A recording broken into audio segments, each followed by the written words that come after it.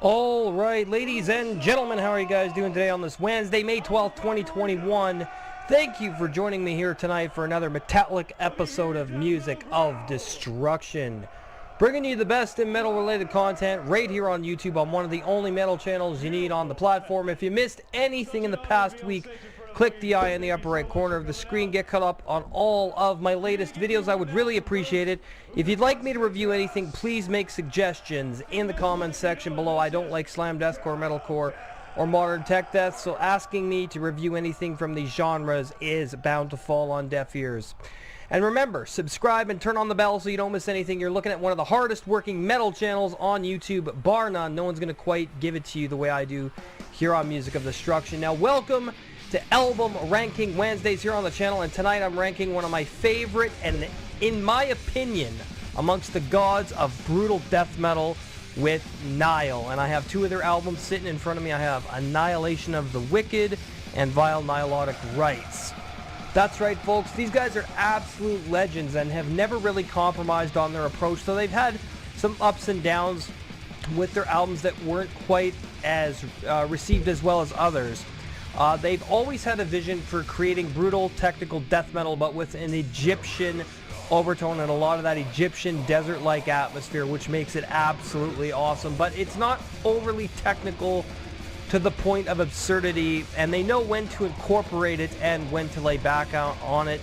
Now, the band formed back in Greenville, North Carolina in 1993, and in the late 1980s, way prior to forming Nile, Karl Sanders played with the thrash band Morriah and shared the stage with Morbid Angel, among other prominent metal bands.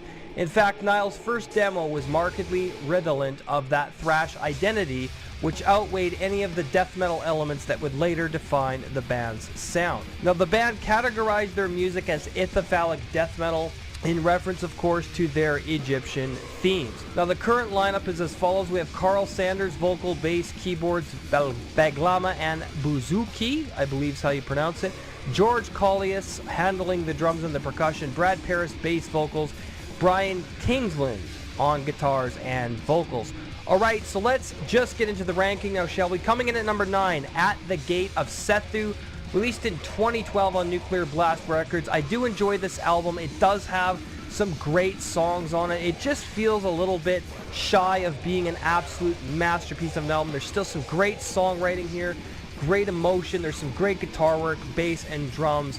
And it's still a very strong effort from Nile, but definitely not one of my favorites. But Nile doesn't have a bad album.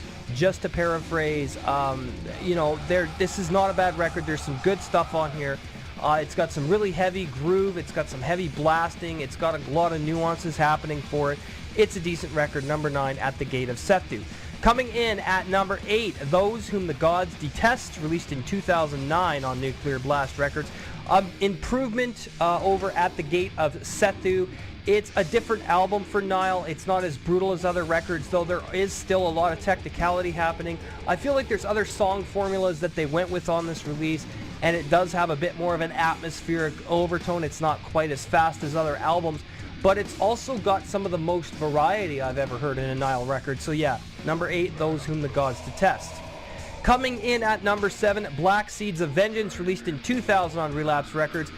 Often hailed as one of their best releases. I think it's a really good album, but there are other ones I would place above it. I still like that they kind of went back to the roots on this album. There is a lot of variety here. There's a lot of dynamics. There's a lot of technicality and heaviness, and there is a decent amount of atmosphere here that I absolutely adore.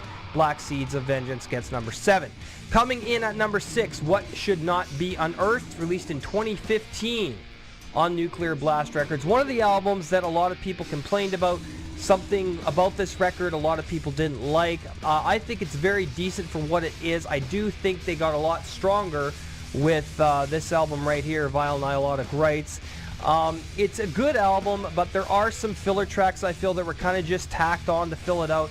But it's not bad. It's not like it's a terrible record. There's still some amazing stuff going on here in terms of composition, song structure, vocals, lyricism, and overall meaning and atmosphere. So it's got some good riffs on it as well. So it's a pretty decent album. Number 6, What Should Not Be Unearthed. Coming in at number 5, In Their Darkest Shrines, released in 2002 on Relapse Records. A really good album and a subsequent follow-up to before Annihilation of the Wicked. This one came before. It is a really decent album. It's their sophomore release, and it's a pretty good album, and I feel like it has a lot more going on than other releases. It's not quite as good as their debut. They did fall a little bit short on the sophomore album, but it's still a really good fucking album with some great atmosphere, and of course that Nile trademark sound we have all come to know and love. Number 5, In Their Darkest Shrines. Coming in at number 4, Ithyphallic, released in 2007 on Nuclear Blast Records. One that wasn't well received, or as well received as others. I think it's a really solid album for Nile. I really like what they did on this record. They experimented quite a bit on it, but it has that technicality, brutality, and Egyptian atmosphere that'll keep you coming back. It's a decent release, very powerful. It's a pretty strong album for me, and I enjoy it a lot. Number 4, Ithyphallic. Coming in at number 3, Amongst the Catacombs of Nephren-Ka. Released in 1988 on Relapse, the album that started it all for Nile. A very powerful debut, very aggressive and brutal. This album blew the lid off of so many doors for bands that would come later in the brutal death metal catalog. Very influential, very benchmarking, and a extremely complex record in terms of technicality and brutality, but also one that is very atmospheric and very profound in its meaning and delivery and composition. Number 3, Amongst the Catacombs of Nephren-Ka. Coming in at number 2, Vile Nihilotic Rites, released in 2019 on Nuclear Blast Records. Their most recent album, very powerful, very nuanced, got a lot of that trademark brutality we saw on Annihilation of the Wicked. In fact, it's their best since Annihilation of the Wicked, harkening back to what they became experts on Annihilation of the Wicked, though they did vary it up a bit more with more dynamics and atmosphere and a lot more slower parts and more atmospheric parts. There's a bit of clean singing on this one and more acoustic guitars. It's very Egyptian sounding, this record. I think a lot of that Egyptian influence that we see Carl Sanders using on previous albums makes a lot more of an appearance on here, and it's an absolute awesome record. Number 2, Vile Nihilotic Rites. Expect a review of this soon.